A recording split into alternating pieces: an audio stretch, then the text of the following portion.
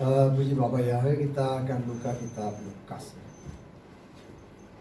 Cerita yang sudah seringkali kita dengar tentang Zakheus.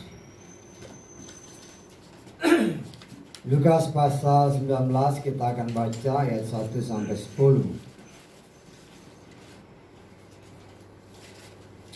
Kita akan baca semua ayat ini bersama-sama ayat 1 sampai 10. Supaya terjemahannya sama, kita baca sesuai dengan apa yang ada di capture depannya. Kita baca bersama 3, 4. Dan setelah memasuki Yeriko, dia melewati kota itu. Dan tampaklah seorang pria yang namanya dipanggil Zakheus. Dan dia adalah kepala pemungut cukai.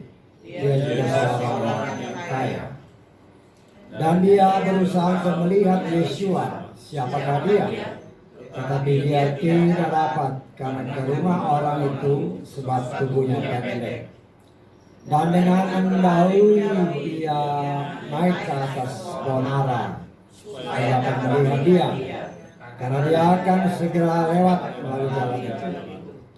Dan ketika Yeshua tiba di tempat itu, seraya memandang ke atas, dia melihatnya dan berkata kepadanya, Zakheus, dengan bergegas turunlah, karena di rumahmu haruslah aku tinggal hari ini. Dan dengan bergegas dia turun dan menyambut dia sambil bersukacita. Namun setelah melihat itu, mereka semua bersungut-sungut sambil berkata, dia telah datang untuk tinggal bersama seorang yang berdosa. Namun sambil berdiri, Zakheus berkata kepada Tuhan, lihatlah, setengah dari apa yang menjadi milikku, Tuhan, aku memberikannya kepada orang-orang miskin. Dan sekiranya dari seseorang ada sesuatu yang telah aku gelapkan, aku akan mengembalikannya 4 kali lipat. Dan Yeshua berkata kepadanya, hari ini keselamatan telah terjadi di rumah ini, karena dia juga adalah anak Abraham. Sebab anak manusia datang untuk mencari dan menyelamatkan yang hilang. Amin. Silakan duduk. Puji Bapak Yahweh, sudah dikasih oleh Bapak Yahweh, kita bersyukur ya. Nanti setelah firman, kita akan melaksanakan pengudusan perkawinan ya dari kedua saudara kita, Luki Handoko dan Linggar Purnama ya. Menurut catatan akte perkawinan mereka, melaksanakan perkawinan tanggal 27 Mei 2012 ya, di salah satu gereja yang tidak perlu saya sebutkan namanya, karena kerinduan hati untuk memakai nama Bapak Yahweh ya, kayak itu disebutkan pengudusan perkawinan kedua saudara kita ini. Kemudian juga akan dilanjutkan dengan penyerahan nama mereka, Nicole Beryl Eurikahan ya, setelah pemberkatan nanti. Nah, saudara yang dikasih oleh Bapak Yahweh, kita mengucap syukur. Cerita ini kan sering ya, Zakheus yang pendek ya. Zakheus yang pendek menjadi cerita yang seringkali kita dengar, bahkan ada lagunya Zakheus yang pendek ini.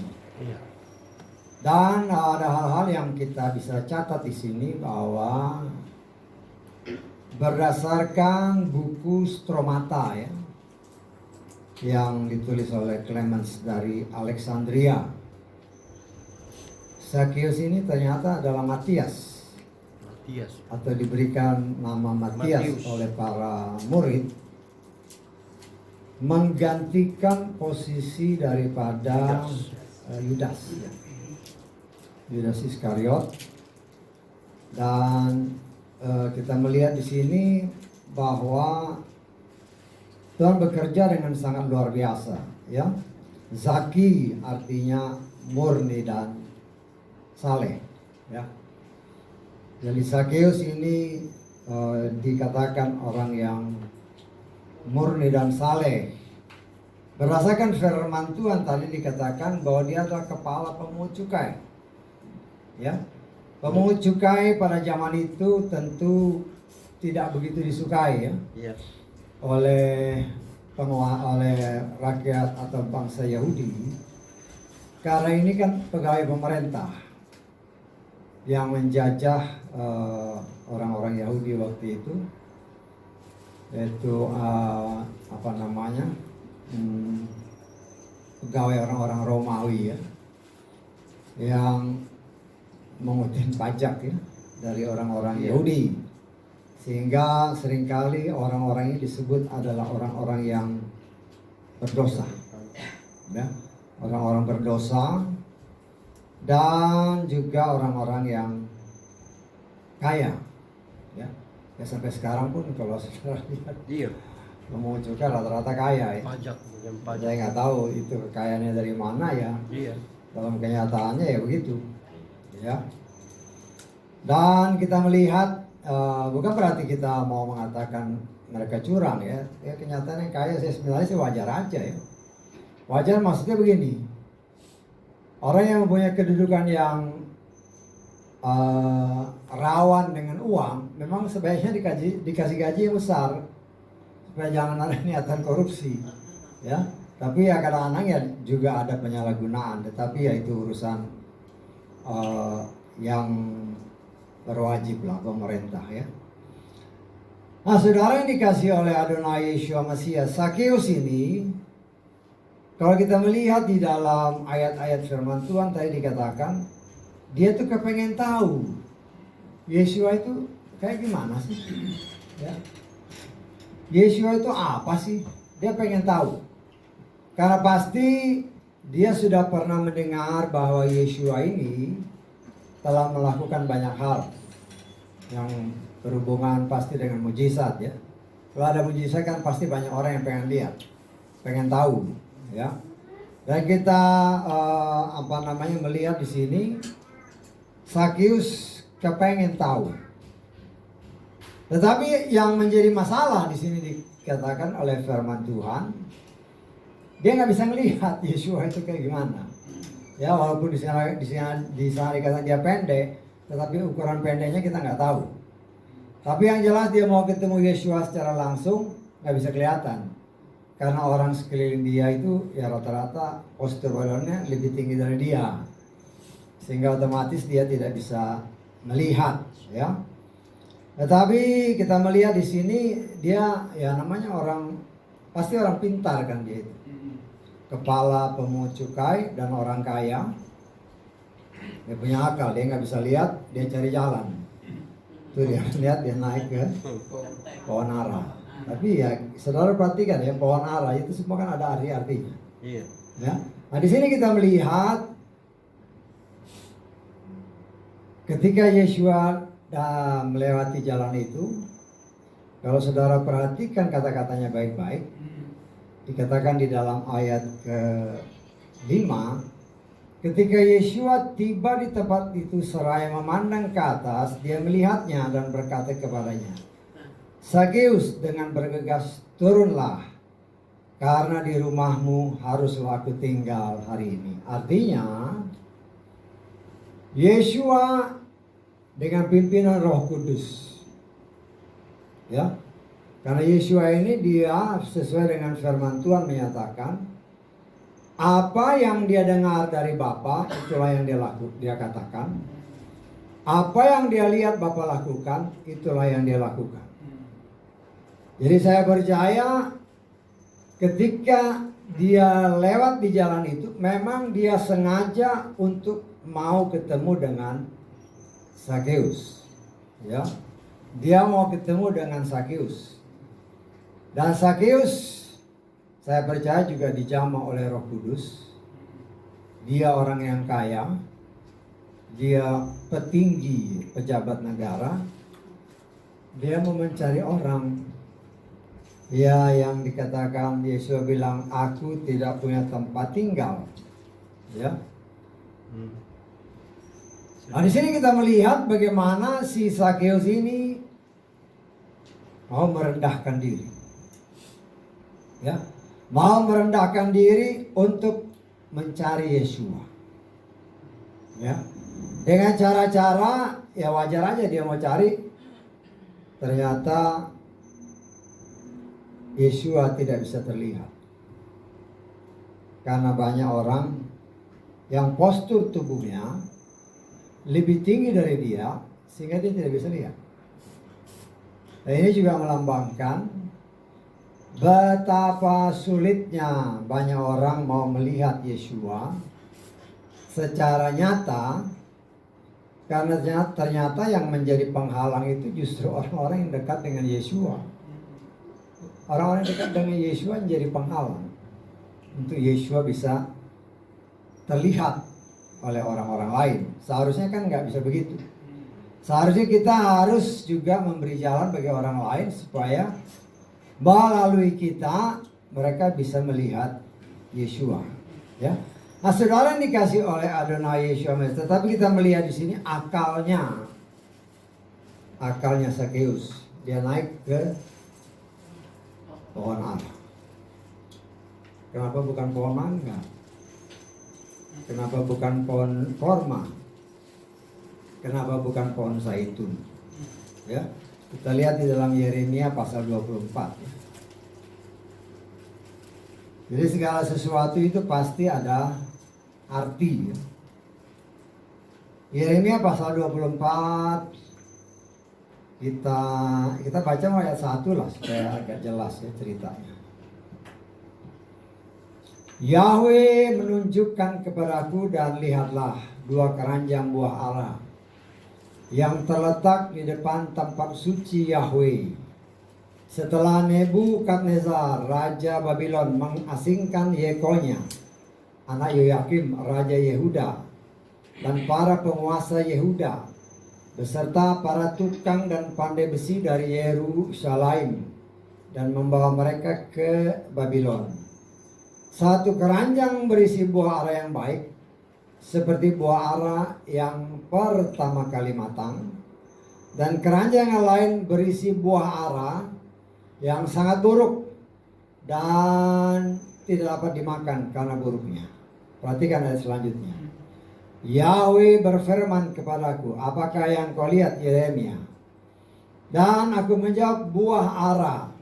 Buah ara yang baik, sangat baik, dan buah ara yang buruk, sangat buruk, sehingga tidak dapat dimakan karena buruknya. Datanglah firman Yahweh kepadaku, katanya, beginilah Yahweh Elohim Yesrael berfirman, seperti buah-buah ara yang baik ini, demikian aku yang mengakui orang buangan dari Yehuda, yang telah aku buang dari tempat ini ke negeri orang Kasdim demi kebaikan. Dan aku mengarahkan mataku kepada mereka demi kebaikan, dan aku akan membawa mereka kembali ke negeri ini.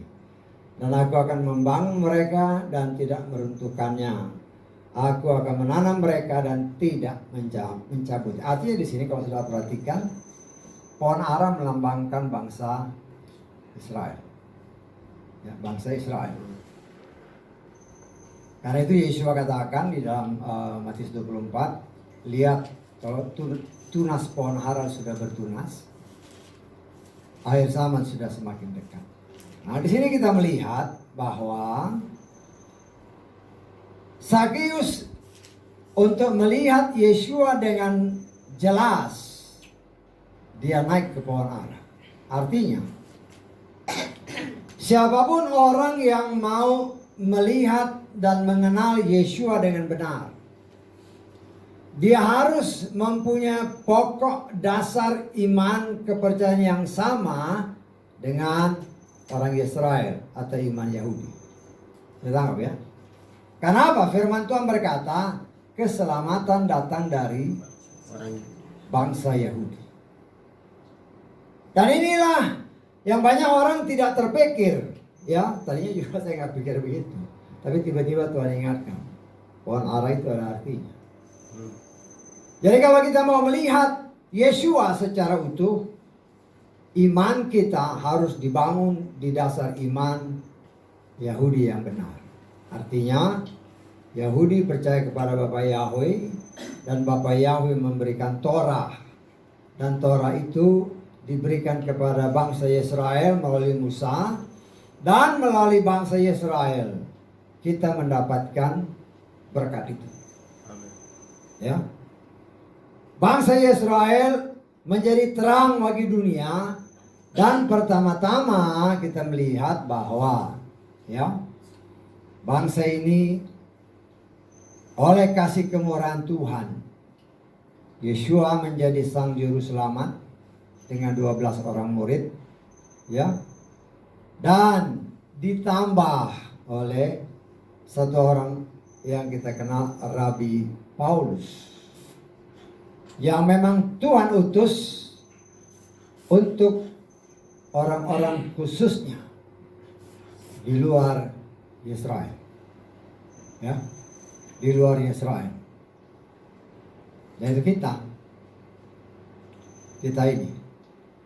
Nah, kita melihat di sini, kita sudah banyak belajar tentang hal ini, ya, anugerah Tuhan diberikan Tuhan kepada umat non-Yahudi, itu adalah anugerah.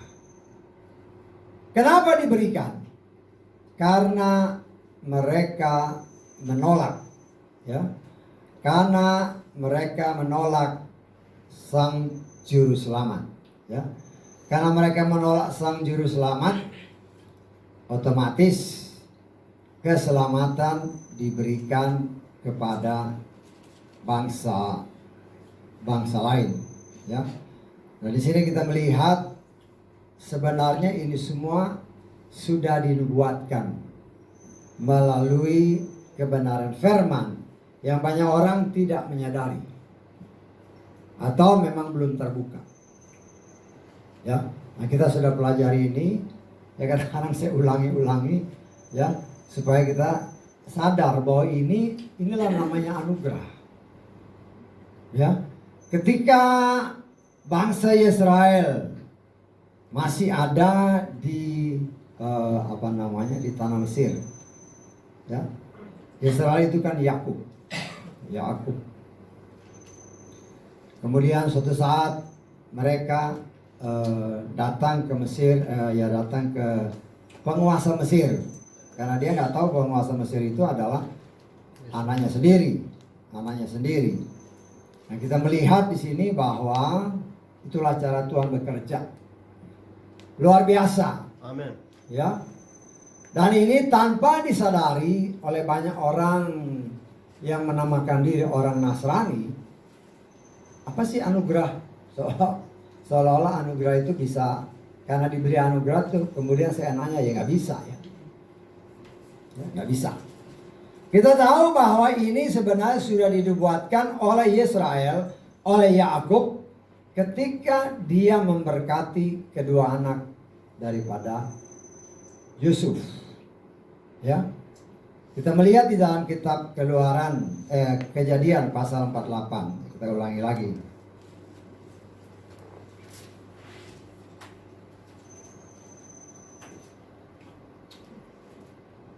Ayat ke-13 mulai.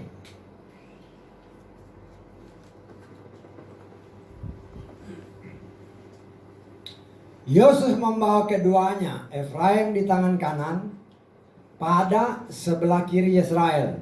Jadi dia saudara Yusuf, saya si Yakub, Israel, ya.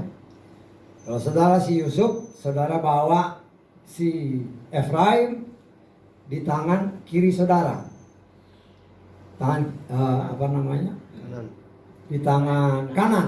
Jadi tangan kanan, dia ingat tangan kanan, supaya dia dapat berkat tangan kiri. Saya tangkap, ya. Kemudian Manasye di tangan kiri, supaya dia dapat berkat tangan kanan. Ya. Dan di sini kita melihat, dan dia mendekatkannya kepada si Israel atau Yakub. Tetapi Israel atau Yakub mengulurkan tangan kanannya, menumpangkannya di atas kepala Efraim. Tangan kanan saya ini ke Efraim. Ya. Terus tangan kiri, meskipun dia yang lebih muda, tangan kiri di atas kepala Manasye. Ya. Dia menyilangkan, perhatikan kata-kata ini, menyilangkannya. Cross. Cross. Cross adalah salib. Salib. Ya. Karena salib, seharusnya bangsa Israel yang adalah Manasye ini anak sulung. Ya, kita lihat di dalam Keluaran 4 ayat ke 22. Engkau berkata kepada Firaun, beginilah Yahweh berfirman, Israel adalah anakku, anakku yang sulung.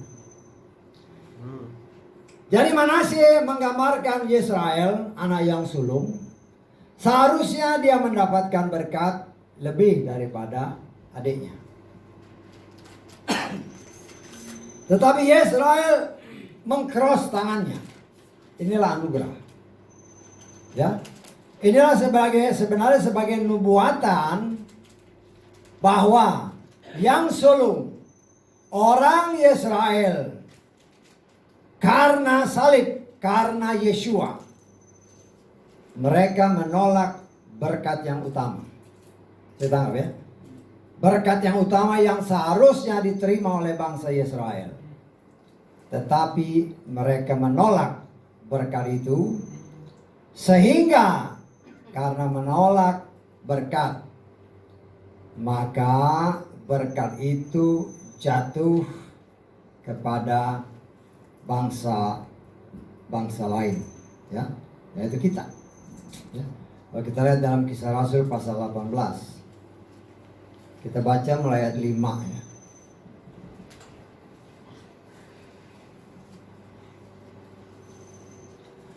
Ketika Silas dan Timotius turun dari Makedonia, Paulus terus dicengkeram oleh Roh untuk bersaksi dengan sungguh-sungguh kepada orang-orang Yahudi bahwa Yeshua adalah Masiah. Namun karena mereka menentang dan menghujatnya sambil mengabaskan jubahnya, dia berkata kepada mereka, darahmu ada di atas kepalamu. Aku bersih. Mulai sekarang aku akan pergi kepada bangsa-bangsa lain. Ya.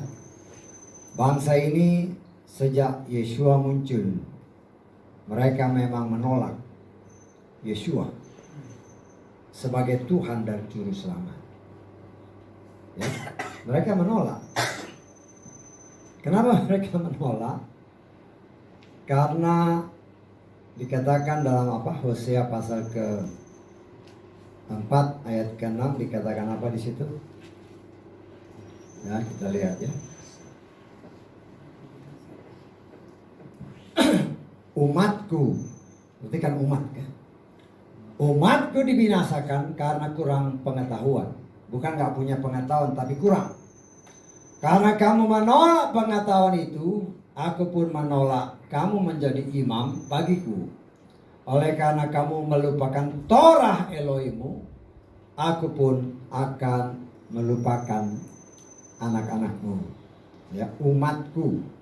Ya, Yeshua datang untuk menyelamatkan umatnya. Kita baca di dalam Matius 1 ayat ke-21. Matius 1 ayat 21, demikian firman Tuhan, dia akan melahirkan seorang putra. Engkau akan menyebut namanya Yeshua. Karena apa? Dialah yang akan menyelamatkan umatnya dari dosa mereka. Ya. Nah, kemudian di sini kita melihat ya banyak orang akhirnya itu dia ini hanya untuk orang Yahudi. Nah, hati-hati ya, jangan salah. Ya, yang dinamakan umat Tuhan itu siapa aja? Ya, kita melihat di dalam Yohanes pasal ke-10. Ya, kita lihat ayat ke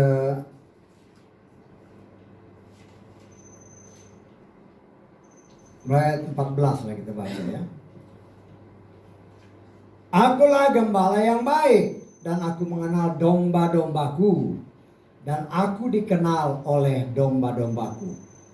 Sama seperti Bapa mengenal aku pun mengenal Bapa. Dan aku mempertaruhkan jiwaku demi domba-dombaku. Perhatikan ayat 16. Aku mempunyai domba-domba yang lain yang bukan berasal dari kandang ini. Seharusnya lah aku memimpin mereka juga. Mereka akan mendengarkan suaraku dan akan menjadi satu kawanan dengan satu gembala. Ya? Ini berbicara akan umat Tuhan, yaitu saudara dan saya. Bahwa kita ini adalah bagian daripada umat Tuhan dari kandang yang lain. Jadi ada kandang Yahudi, ada kandang non Yahudi, ya. Sehingga ada yang menafsirkan, ada orang yang menafsirkan, ya. Ya namanya menafsirkan boleh-boleh aja lah. Ya. Kalau saudara lihat di tabut perjanjian, ya, ada dua malaikat di situ. Gereja, kalau gereja-gereja Bapak Yahweh ya, atau penyembah Yahweh ya udah tahu artinya. Tapi banyak orang Nasrani, ya, saya kebetulan melayani mereka, saya tanya apa tuh ya? Haleluya, nggak tahu dia. Nah kan kasihan. Nah seharusnya kalau dia umat yang rindu untuk sungguh-sungguh mengenal Tuhan, dia cari tahu apa sih haleluya. Tetapi dalam kenyataannya tidak. Bahkan berani menyatakan bahwa Yahweh itu sesat. Bahkan ada pengkhotbah yang bilang haleluya, haleluya, tapi menolak Yahweh. Bagaimana ya? Nah kita melihat inilah orang-orang yang ada di sekeliling Yeshua yang menghambat orang-orang yang sudah ditetapkan oleh Yeshua untuk diselamatkan. Sakius ini saya percaya sudah ditetapkan Tuhan untuk diselamatkan. Kenapa? Karena memang Yeshua mau ke rumah Sakius kan? Kan tadi dia bilang kan, hari ini aku akan nginap di rumahmu. Jadi Yeshua ini sudah punya rencana untuk datang ke rumah Sakius. Untuk memberitakan kebenaran. Amin. Nah kita melihat di sini, ya, kita sebagai umat pilihan Tuhan. Kita lihat di dalam 2 Petrus pasal ke-2 ayat ke-9.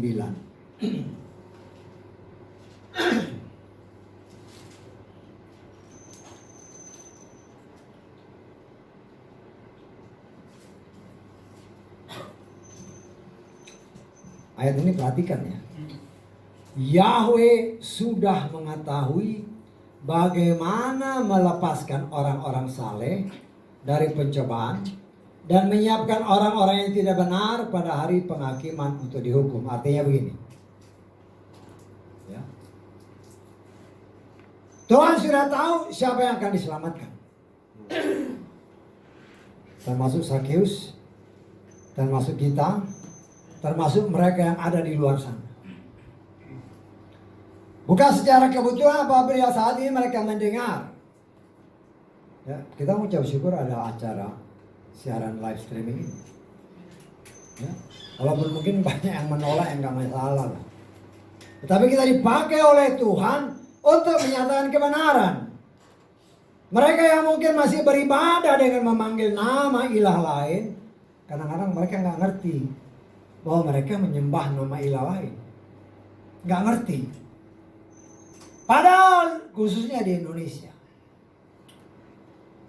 boleh dikatakan hampir setiap 3 jam, ya, orang-orang seberang sana memanggil nama ilahnya. Betul nggak? Orang-orang Nasrani dengar itu ilahnya yang dipanggil. Tetapi seolah-olah mata mereka tertutup, telinga mereka tertutup. Mereka tidak menyadari dan mereka tidak mau tahu. Ya. Dan inilah menjadi penghambat untuk bisa memperoleh keselamatan. Bagaimana mau selamat kalau begini? Yesua akan datang untuk menyelamatkan umatnya. Tetapi umatnya mengeraskan hati. Tidak mau dengar. Ya. Dan tidak mau tahu. Ya. Bahwa keselamatan kita itu datang dari bangsa Yahudi. Pohon ara melambangkan iman Yahudi. Itu dasar iman kita, bukan dari negara-negara lain, bukan dari Indonesia, itu dari Yahudi sana. Kita cari banyak orang ya sudah pernah ke Israel. Ada banyak pelayan-pelayan Tuhan sudah ke Israel, bahkan khotbah di Israel sana. Yang dia pakai nama ilah lain. Bagaimana ini? Hah? Datang ke Israel, khotbah di sana disiarkan di Indonesia, tapi yang dipakai nama ilah lain. Bagaimana? Lucu kan? Lucu atau pembodohan. Inilah orang-orang yang ada di sekeliling Yesua. Tetapi saya percaya Tuhan kan sudah tetapkan ini orang harus saya selamatkan. Nah, dia punya cara untuk menyelamatkan orang-orang. Dia punya cara. Yahweh sudah mengetahui, kata firman tadi kan. Amen. Jadi kadang-kadang ada anak bapak Yahweh juga takut sama COVID. Aduh, takut sama apa namanya stempelnya 666. Kok takut sih? Bapak Yahweh tahu memproteksi anak-anaknya. Dia akan berbicara dengan suara Roh Kudus. Dan dia akan mencegah kita, kalau saudara dan saya benar umat pilihan Tuhan, kita tidak akan dicap dengan cap setan. Nggak bakal. Bagaimana cara Tuhan tahu? Tuhan sudah mengetahui bagaimana untuk memelihara orang-orang kudusnya. Amin. Ya, kita boleh dengar. Kan banyak sekarang berita-berita, oh begini-begini, nggak apa-apa, buat pengetahuan aja. Tapi kan kita percaya bahwa Yahweh sudah mengetahui bagaimana kita akan dihindari. Sebagai contoh, banyak orang bertanya-tanya kan, kenapa Daniel itu nggak ada? Lucu kan? Kenapa Daniel itu ketika orang teman-temannya dihukum, kok Daniel nggak ada, kan gitu kan? Nah di sini kita melihat di dalam Daniel pasal 2 ayat ke-46.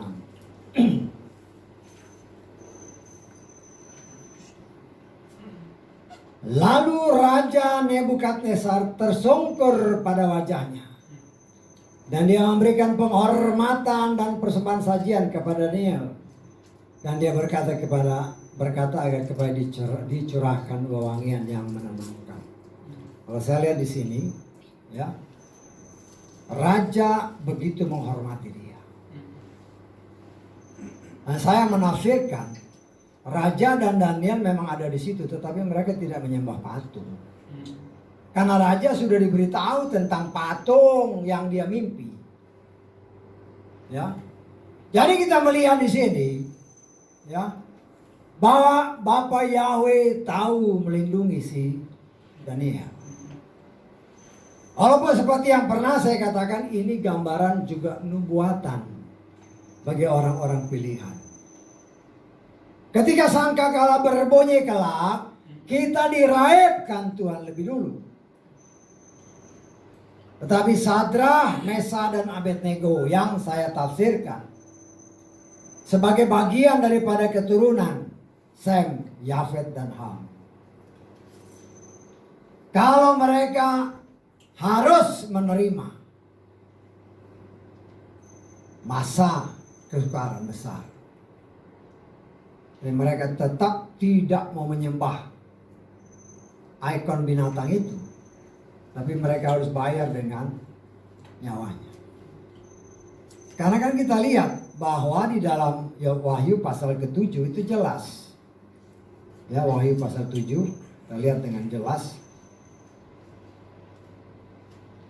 ayat ke-13 mulai kita baca ya.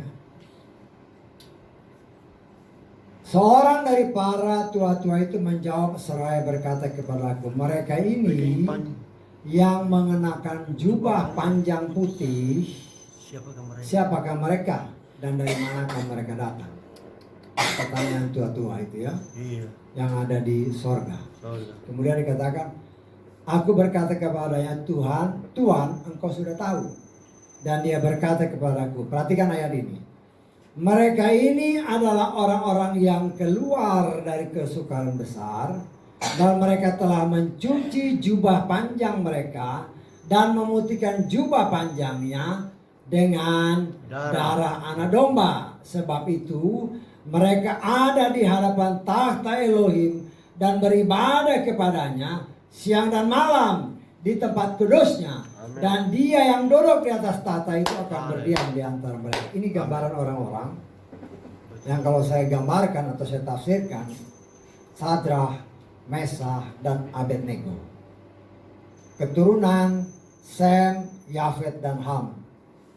Yang walaupun mereka tidak diangkat, tapi mereka tetap tidak mau menyembah patung ataupun ikon 66 itu. Gak mau. Walaupun mereka harus berkorban nyawa. Karena saya dikatakan mereka ini orang-orang yang lepas dari kesukaran. Tapi itu tidak kita imani. Kita mengimani supaya kita diangkat saat sangkakala berbunyi kelak. Karena itu betapa suci dan salehnya engkau harus hidup, kata firman Tuhan. Ya, suci dan saleh. Suci kalau saya mau gambarkan ya supaya gampang diilustrasikan lah. Kalau saudara pergi ke rumah sakit, ke ruang-ruang operasi, di sana tidak mungkin dikatakan ruangan kudus, tapi ruangan suci hama, betul? Iya. Artinya bisa terlihat.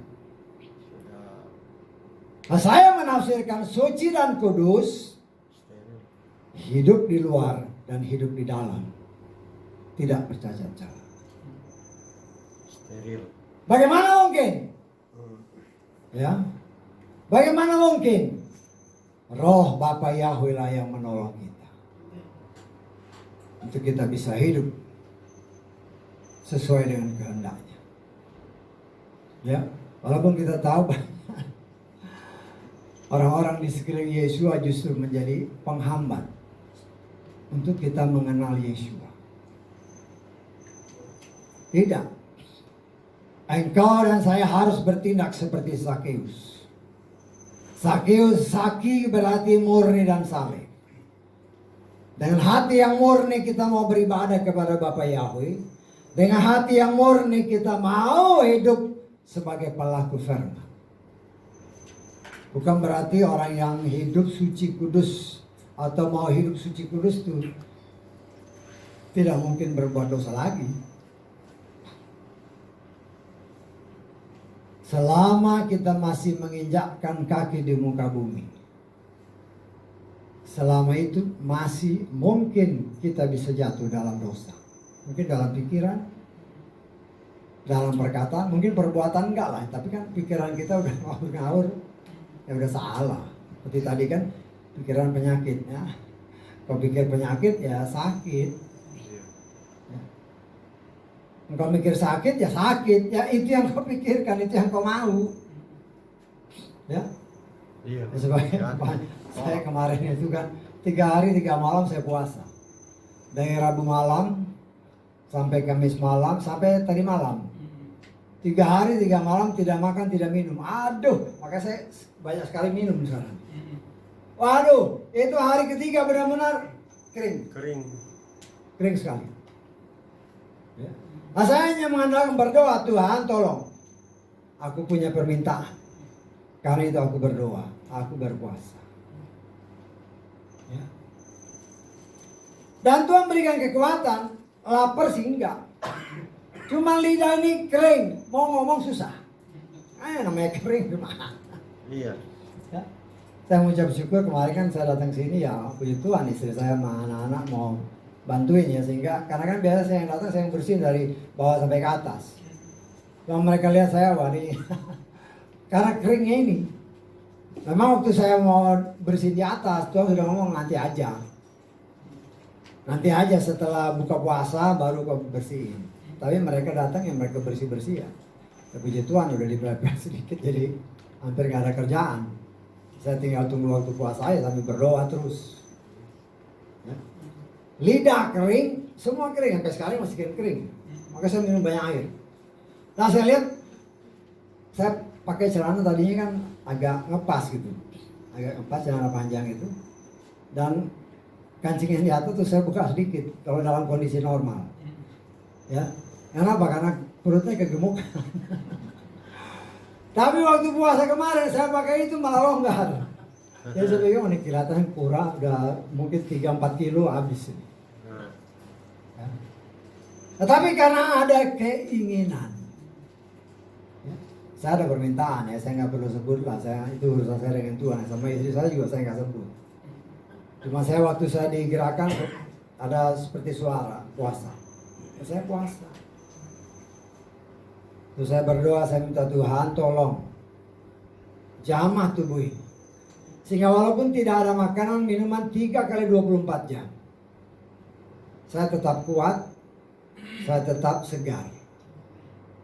Dan ternyata memang Tuhan berikan kekuatan. Tapi ketika datang kemari udah kering semuanya. Kering. Mau ngomong susah, memang gak ada air. Tapi itulah kemurahan Tuhan. Nah, kalau saya bisa, saudara pun pasti artinya kalau kita punya sesuatu yang kita niatin, ya mungkin nggak puasa 3 hari 3 malam. 3 hari 3 malam kan kayak Paulus kan berpuasa 3 hari 3 malam. Ketika dia bertemu Yesua, matanya buta, akhirnya dia berdoa 3 hari 3 malam dia nggak makan, nggak minum.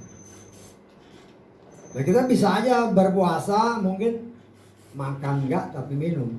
Tapi yang saya pernah alami, kita nggak makan, minumnya kebanyakan, ya minum terus. Padahal ya itu untuk ngisi perut yang lapar. Nah itu juga pikiran yang nggak bagus. Kalau puasa ya puasa yang benar. Karena kita punya niat. Artinya saudara pun kalau punya niat, dalam hati Tuhan tolong. Saya itu kalau nggak makan, kan biasa pagi makan. Kerja saya pagi-pagi makan roti saya bersihin halaman. Ya nyiram lah, ya nyapu lah. Habis 2 jam ya. Pekarangan besar, jadi 2 jam itu di luar. Setelah itu baru saya makan nasi. Nah, makannya banyak. Makanya 3 kali 24 jam nggak makan, nggak minum, saya nggak rasa lapar. Sama sekali nggak rasa lapar. Cuma terasanya bibir kering. Bibir kering karena nggak ada air. Nah kita mau mengucap syukur karena kemurahan Tuhan. Tuhan berikan kekuatan. Nah kalau kita merasa haus dan lapar akan firman, dan kita rindu untuk mencari Dia, maka Dia akan buka jalan. Ingat, hanya firman yang dapat menyelamatkan saudara. Perhatikan baik-baik ya. Ada ayat-ayat yang mungkin harus kita ingat bahwa pertama kita lihat Matius 1 ayat 21 tadi. Ya. Dia akan melahirkan seorang putra dan engkau akan menyebut nama Yesua. Pertama, karena dialah yang akan menyelamatkan umatnya. Yesua adalah firman. Firman itu untuk menyelamatkan kita. Itu satu. Terus yang kedua, kita lihat di dalam Mazmur 19. Ini semua berhubungan dengan firman. Ayat ke-8. Torah Yahweh itu sempurna, memulihkan jiwa. Terus Yakobus 1 ayat 21.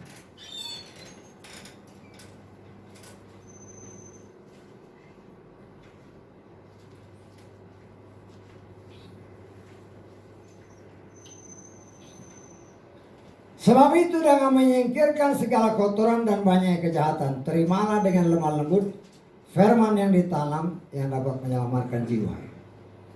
Firman itu menyelamatkan jiwa. Firman itu memulihkan jiwa. Kemudian 1 Petrus 1 ayat 22.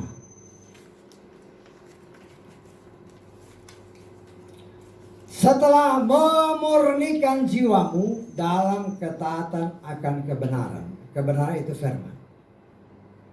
Ya. Yohanes 17 ayat 17.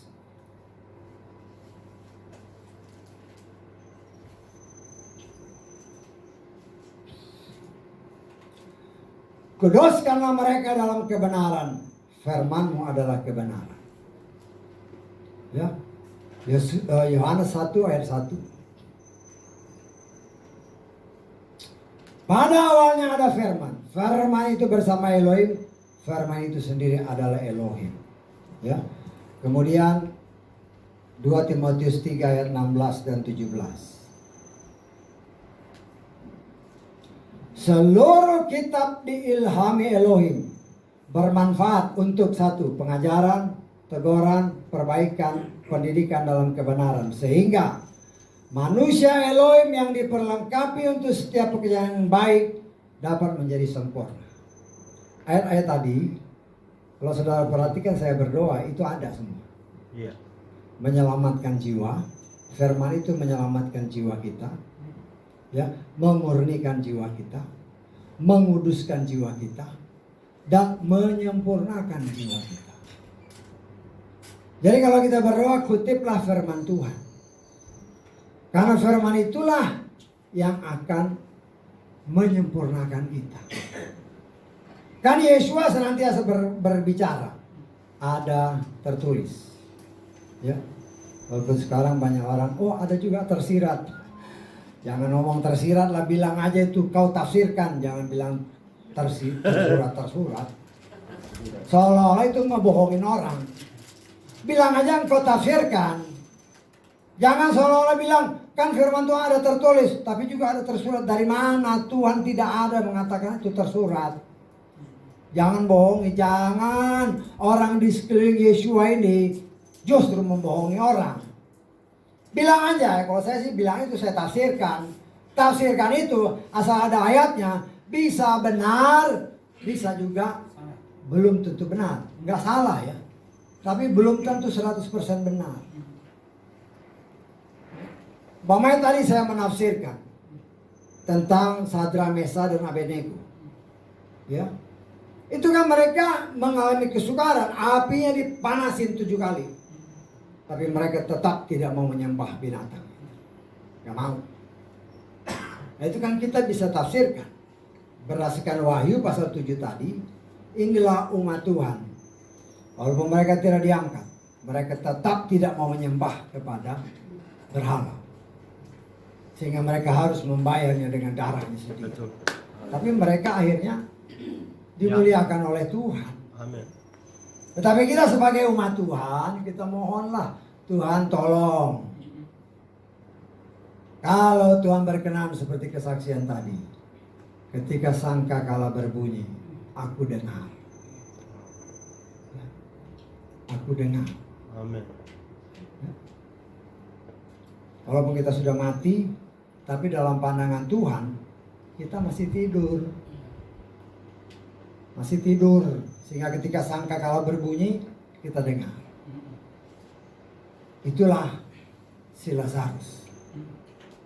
Yesus bilang dia tidur. Buktinya, dia panggil si Lazarus. Lazarus, keluar. Amin. Dia keluar. Keluar. Luar biasa. Dia keluar. Karena dia tidur. Dalam pandangan Tuhan dia tidur. Dalam pandangan manusia dia sudah mati. Pandangan Tuhan dengan pandangan manusia berbeda. Nah, saudara dan saya sedang dipersiapkan sebagai orang-orang Sakeus akhir zaman. Kalau kita mendasari iman kita dalam dasar yang benar, yaitu Torah. Kok Torah sih? Lucu kan orang-orang Nasrani nolak Torah. Gimana nolak Torah? Yesus aja bicaranya Torah kok ditolak? Karena ajaran Yesua itu kalau kita mau lihat itu lebih keras dari Torah. Betul. Kalau Torah kan engkau bunuh, engkau dihukum. Iya. Engkau berzina, engkau dihukum. Yesus bilang engkau mikir aja berzina udah dosa. Iya. Jadi jangan dibulak-balik lah. Inilah yang setan bulak-balik. Inilah yang namanya saya katakan kuda putih itu. Seolah-olah oh benar gak apa-apa. Ini kuda putih, setan yang menunggangi. Nah kita harus peka, ini bukan dari setan, bukan dari Tuhan, tapi dari setan. Nah, cepat kita tolak, seperti tadi kan kesaksian, tolak semuanya. Tapi kan karena udah ditolak, bener gak ya? Bener.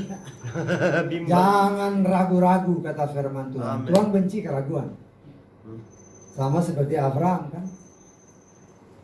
Bagaimana Tuhan aku bisa memiliki? Kan Tuhan bilang ini akan kuwariskan. Bagaimana Tuhan? Kan ragu-ragu. Ragu-ragu Tuhan bilang kau persembahan ini sebenarnya yang diajarkan Musa itu sudah diterapkan oleh si Abraham. Persembahkan korban. Ini dosa untuk minta ampun kepada Tuhan. Betul. Nah, kita melihat dia persembah tapi masih aja lemah, tidur. Karena itu berapa kali saya bilang kan jangan tidur kalau itu ibadah. Jangan. Karena ada tertulis. Ya bukan Abraham yang dihukum tapi keturunannya yang dihukum. Iya betul. Mungkin bukan kita tapi keturunanmu apa mau keturunan kita dihukum karena dosa kita? Jangan. Ya, karena itu kita harus siap. Kalau kadang-kadang di ruangan ber-AC di nyender gini kan ya agak tegak sedikit. Lawan. Dari lawan itu. Lawan ngantuk. Ya, nah, kita harus punya hikmat. Iya. Karena firman itulah yang menyelamatkan saudara dan saya. Amin. Tapi bagaimana kita? Sakeus cari jalan yang benar. Amin. Nah, ketika dia bertemu dengan Yeshua, Yeshua katakan keselamatan ada di rumah ini. Artinya bukan hanya Sakeus. Saya baca di terjemahan lain, ya, itu juga seisi rumah tangganya, istrinya, anak-anak. Semua selamat. Memperoleh kasih karunia. Karena dia berpegang kepada kebenaran yang sejati. Kita lihat ya, ada dari ayat-ayat ini yang agak salah sebenarnya. Atau ditambah-tambahin. Ya supaya saudara tahu aja lah. Yohanes pasal 4 ya.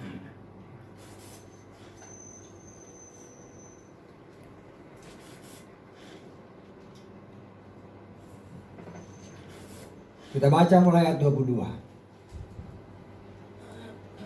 Kamu menyembah apa yang tidak kamu kenal.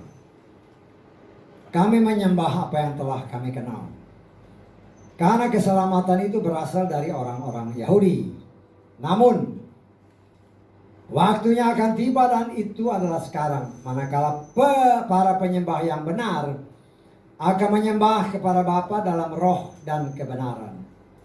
Sebab Bapa pun sedang mencari orang-orang yang menyembah Dia seperti itu. Elohim itu roh, dan mereka yang menyembah Dia seharusnya menyembah dalam roh dan kebenaran. Perhatikan ayat ini. Wanita itu berkata kepadanya, aku tahu bahwa Masiah yang disebut Kristus. Nah, ini tambahannya. Ini kalau saudara baca, saya baca di dalam, kalau dalam terjemahan yang Lukas itu agak beda. Saya lihat dulu ya.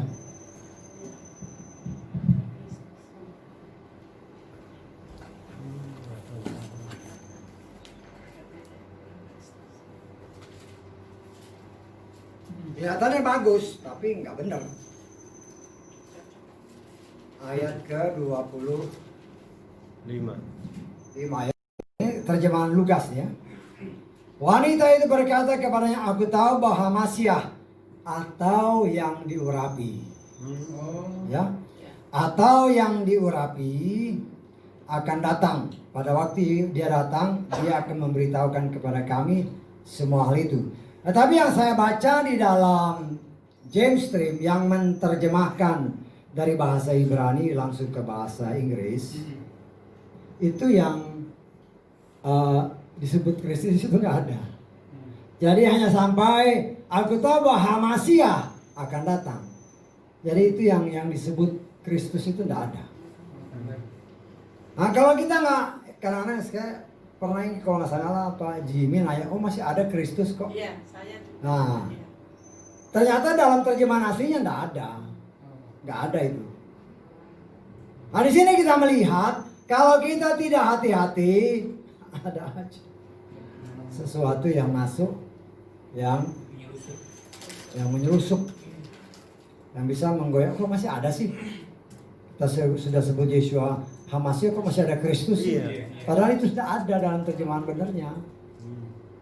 Nah, jadi saudara ingat ya, kalau terjemahan yang tadi atau yang diurapi, terjemahan Lukas.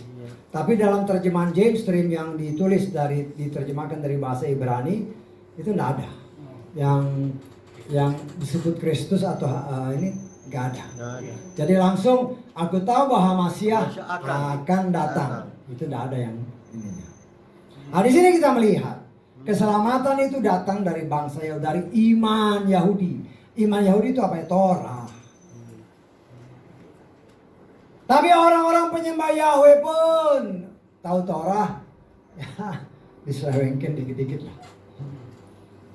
Apalagi kalau yang menyangkut perempuan, ya seperti yang pernah saya ngomong kan. Tapi ya nggak apa-apa lah kita ngomong supaya penyembah-penyembah Yahweh yang mungkin saat ini dengar, mereka ngerti. Ya kita lihat dalam Ulangan 22 ayat 5 ini. Karena banyak yang sulit. Jangankan jadi pengkhotbah, ya janganlah ada barang milik seorang pria pada seorang wanita, ataupun seorang pria mengenakan pakaian wanita, sebab setiap orang yang melakukan hal ini adalah apa? Kekejian bagi Yahweh. Seperti yang saya pernah saksikan. Tahun 60 ada teman-teman saya yang remaja, kayaknya setelah 65. Ya. Masuk gereja perempuan namanya ya masih itu atau bule itu. Pakai celana panjang, mata semua ngelotot lihat. Sekarang naik ke altar pun jadi pimpinan pujian bahkan pengkhotbah pakai celana panjang. Kaji di hadapan Bapak Yahweh. Penyembah-penyembah Yahweh harus tahu ini. Jangan hanya ngomong aja ikut Torah. Apalagi kalau dikatakan Torah tidak ada perempuan yang menjadi imam. Tidak ada ayatnya. Kan Paulus pun berkata seperti kata Torah. Dan kita sudah belajar dalam kitab Bilangan, kita ulangi lagi. Kalau Tuhan ingatkan, kita harus ingatkan. Karena bukan saja kita yang di sini, tapi ada orang-orang di luar sana, biar mereka dengar dan tahu, oh iya yang ada di Torah. Ya. Dalam Bilangan pasal 3. Kita baca ayat ke 12. Mulai. Lihatlah, aku telah mengambil orang-orang Lewi dari tengah-tengah Bani Israel sebagai ganti dari setiap anak sulung yang pertama membuka kandungan mereka di antara Bani Israel. Dan keturunan Lewi telah menjadi kepunyaanku. Artinya mereka lah yang akan melayani Tuhan. Kita lengkap di dalam ayat ke-15. Bilanglah keturunan Lewi menurut keluarga leluhur mereka, menurut kaum-kaum mereka, haruslah engkau bilang setiap laki-laki. Ya. Dari yang berumur sebulan dan seterusnya. Kalau engkau berbicara Torah, kalau engkau mau ikut Torah, perempuan tidak boleh jadi imam, nggak bisa. Tapi kenyataannya, wah dia ada urapan, mau urapan kek apa kek, jangan sampai Matius 7. Oh Tuhan aku melayani Tuhan. Tuhan bilang siapa kamu, aku nggak kenal. Kenapa? Karena melanggar. Nah, kita harus berani ngomong benar-benar lah. Kalau mau ikut Torah ya ikut yang benar. Kenapa begitu? Ya mungkin Tuhan lihat yang jatuh ke dosa jawab, kan perempuan. Bukan laki-laki. Nah inilah yang banyak menyebabkan orang-orang mungkin pakai celana panjang udah jadi biasa. Kasih tahu bahwa sesungguhnya menurut Torah kau pakai celana laki-laki, perempuan pakai celana laki-laki itu keji di mata Tuhan. Kalau mau fair ya oke aja. Ada WC-WC umum kan, kadang-kadang nggak ditulis pria, wanita, enggak. Di apa? Ada gambar. Gambar rok sama gambar celana panjang kan? Iya. Ketika engkau menghadapi itu, kau masuk yang mana perempuan? Pakai celana panjang atau pakai rok? Harus adil. Jangan munafik. Jangan munafik. Kalau kau pakai celana panjang, ya masuklah ke tempat celana panjang, jangan ke tempat rok. Kalau ke tempat rok berarti nalurimu menyatakan engkau wanita. Kalau ditulis orang kau ikut, kalau ditulis Tuhan kau berontak. Gimana ini? Nah kita sih ngomong jelas-jelas aja. Kenapa? Karena mungkin itu saya punya talenta untuk beritahu ya. Karena banyak penyembah-penyembah Yahweh juga masalah ini maju mundur. Oh udah lama begini. Kalau udah lama gitu kau biarin. Nah ya, buat apa kau robah nama Tuhan orang lain? Kan juga mereka sebut-sebut. Kenapa kau harus robah pakai nama yang kudus? Kalau itu alasanmu ya. Kan ada orang yang beralasan, oh ini sudah dari dulu begitu sudah susah dirubah. Lah, mereka dulu kan cuma pakai nama ilah lain. Kenapa kau robah? Kalau itu kau robah karena ada tertulis ya. Firman Tuhan menyatakan, kita melihat dalam Yakobus pasal 2 ayat ke-10.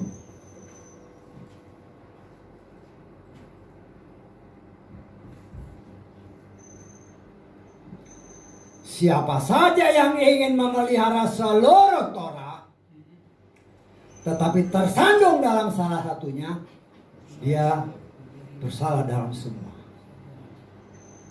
Engkau yang pengikut-pengikut Torah, baca ayat ini.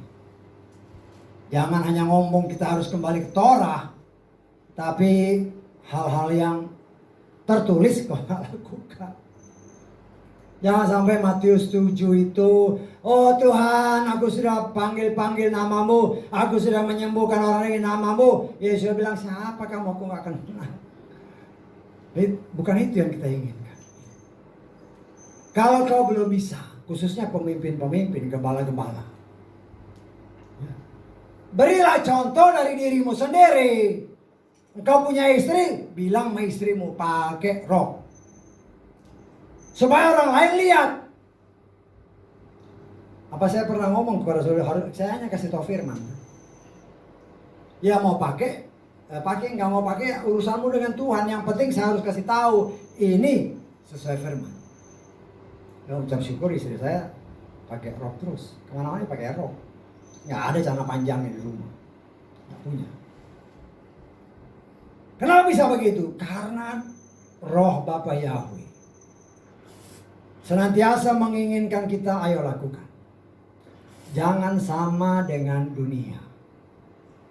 Jangan. Ya. Maleakhi pasal 3 ayat 18, apa yang dikatakan di sana? Kamu akan melihat lagi perbedaan antara yang benar dan yang jahat. Antara yang melayani Elohim dan yang tidak melayani. Dalam terjemahan lain, antara yang beribadah kepada Yahweh dan yang tidak beribadah. Harus ada perbedaan. Beberapa tahun yang lalu ya, kita kan di sini ada banyak gereja di komplek. Orang-orang luar ngomong sama Ibu Rosmala yang dulu tinggal di sini. Bu, kok di sini beda ya pakaian perempuan-perempuannya? Pakai rok semua. Di tempat-tempat lain pakai celana panjang ya. Orang dunia yang ngomong. Bukan kita. Siapa yang dipermuliakan? Bapa Yahweh. Karena kita mau ikut perintah. Memang ini proses. Ya, gembala-gembala di luar sana. Kalau kau nggak kasih contoh, hati-hati. Karena saya berpikir begini. Lebih baik saya dipercayakan menggembalakan 100 orang, 100-100-nya masuk surga. Karena taat firman Tuhan. Daripada saya dipercaya 100.000 orang, juga 100 yang masuk, saya anggap gagal. Gagal. Lebih baik 100 yang masuk. 100.000 hanya 100 yang masuk, buat apa? Gagal kau. Gagal. Bukan banyaknya jemaat yang jadi jemaatmu, tetapi berapa banyak yang masuk surga. Karena itu saya senantiasa berdoa, Tuhan tolong jemaat ini. Semua kami saat sangkakala berbunyi, kita semua dipanggil. Nah, itu kerinduan saya, itu ya iman saya. Jangan ngomong, waduh habis sudah begini. Bukan dengan kuat gagah kita, tapi dengan pertolongan Roh Kudus. Tapi kalau pemimpinnya udah ngomong, udah kebablasan, ya akhirnya ya jadilah sesuai iman. Nggak ada yang mau ikut-ikutan akan firman Tuhan, karena pemimpinnya mungkin udah ngomong gitu. Bahkan mungkin istrinya juga pakai celana panjang. Apakah istrimu nanti kalau masuk ke toilet, umumnya ada gambar 2 itu, kemana dia masuk? Di situ kau lihat munafiknya manusia, walaupun penyembah Yahweh. Ini perkataan tajam ya, keras. Tapi itu Torah, bukan saya, Torah. Kalau Tuhan ingatkan ya supaya penyembah-penyembah Yahweh juga dengar. Amin. Penyembah-penyembah Yahweh harus ikut firman Tuhan. Zakheus melandaskan imannya kepada iman Yahudi, iman Israel, yaitu Torah, supaya dia bisa mengenal Yeshua, melihat Yeshua langsung, mengenal Yeshua langsung, sehingga Yeshua berani berkata, seisi rumah ini diselamatkan. Itulah yang kita rindukan. Karena itu mari kita belajar, sama-sama belajar untuk mentaati apa yang Tuhan mau. Memang daging kita menolak. Daging kita kan maunya ikut dunia. Lagi mode nih. Jadilah kau ikut dunia. Padahal Tuhan tidak menghendaki hal itu. Dunia memang mau mencemarkan umat Tuhan, tapi umat Tuhan tidak menyadari. Termasuk ya kan banyak di khotbah-khotbah orang kita dengarkan, oh ini masa pemulihan nama. Tapi kalau pemulihan pakaian, nanti dulu deh. Pemulihan perempuan untuk khotbah atau enggak, nanti dulu lah. Milih-milih. Nggak bisa begitu. Nggak bisa. Buat saya sih apa yang tertulis, ayo kita coba lakukan. Kita belajar melakukan. Dan kalau kita mau belajar dan kita mau melakukan, Roh Kudus yang akan buka jalan.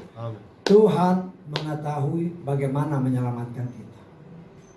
Kalau kita nggak taat, bagaimana mau selamat? Ya nggak bisa. Ya. Kan jelas tentang pakaian itu keji di mata Bapak Yahweh.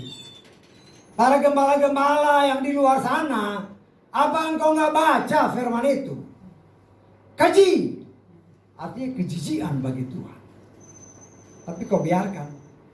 Bagaimana kau biarkan? Tidak bisa begitu. Nah, kita harus belajar. Walaupun bagi daging kita sulit. Kan ada tertulis. Ya, satu ayat terakhir. 1 Yohanes pasal 5. Ayat ke-3 kalau nggak salah ya.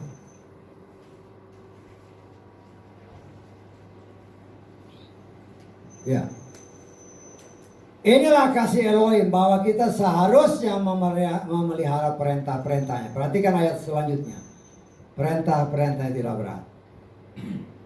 Jadi kalau ada yang beralasan begini, kalau engkau sudah mulai beralasan, ya belak-belakan aja, saya nggak bisa gitu. Kalau engkau nggak bisa, berarti kau melawan firman. Dosa adalah pelanggaran terhadap firman. Dan tidak ada dosa yang masuk surga. Tidak ada. Nah, mari kita belajar. Ayo, sama-sama terus disempurnakan oleh Tuhan. Kalau kita mau, kan Yakobus 1 tadi kan, ayat 21. Menerima firman itu dengan lemah lembut, maka firman itu yang akan merubah kita. Kita nggak bisa merubah diri, nggak bisa. Dengan pertolongan Roh Kudus kita dimampukan. Amin. Berubah. Sehingga ketika kita menghubungkan dengan ayat-ayat firman Tuhan yang kita baca tadi. Kita bukan menjadi penghalang, tetapi kita justru memancarkan Amin. kasih kemuliaan Bapa Yahweh di dalam Adonai Yeshua Masiah bagi orang-orang yang mencari Yeshua. Ya, kita bukan penghalang karena kita sudah memancarkan apa? Kemuliaan Yesus. Amin. Sehingga orang yang melihat kita bukan lagi kita, tetapi mereka melihat Yeshua. Amin. Kita belajar. Nah, kita sudah tahu waktunya sudah dekat. Kadang-kadang kita tanyai diri sendiri. Tuhan, apa yang sudah aku buat untuk? Nah, tanya aja sendiri kan. Apa yang sudah saya buat untuk Tuhan? Hitung. Dan bandingkan berapa banyak yang Tuhan sudah beri bagi kita. Sebanding atau timbang. Tuhan tidak butuh banyak-banyak. Tuhan butuh kita memuji Dia, menyembah Dia, beribadah kepada Dia, taat melakukan firman. Kan satu ayat terakhir tadi dalam Yohanes pasal 15 dikatakan, supaya Dia tinggal di dalam kita tinggal di dalam Dia. Apapun yang kau inginkan pasti diberikan. Yaitu mari kita berusaha supaya ketika orang-orang Sakeus yang ada di luar sana melihat kita, bukan melihat kita sebagai penghalang, tetapi justru melihat ada kemuliaan Yeshua Masiah yang memancar di dalam hidup kita. Haleluya. Amin.